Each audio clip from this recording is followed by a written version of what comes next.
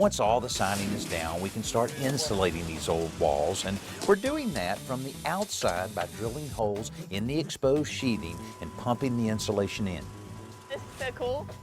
Now see, every 16 inches, you see you got the joist of the studs there, and he's pumping it in.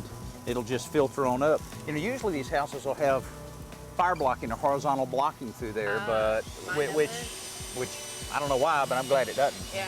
The insulation that's going into those cavities is a loose cellulose being pumped from a large truck-mounted hopper. The smaller voids will be sealed with spray foam to stop drafts around openings. After the insulation holes are plugged, the house wrap goes up and Joe starts installing the windows. These vinyl units from Geldwin won't transfer heat like the old metal windows, and the space between the panes is filled with argon gas, which is much less conductive than air. Add to that the low E coating, and these are some highly efficient windows. They're also impact resistant, so Chelsea won't have to worry about boarding up her windows during hurricane season. But all of that is pointless if they aren't sealed well during installation. So the guys are using butyl-based flashing tape to make sure each opening is air and watertight.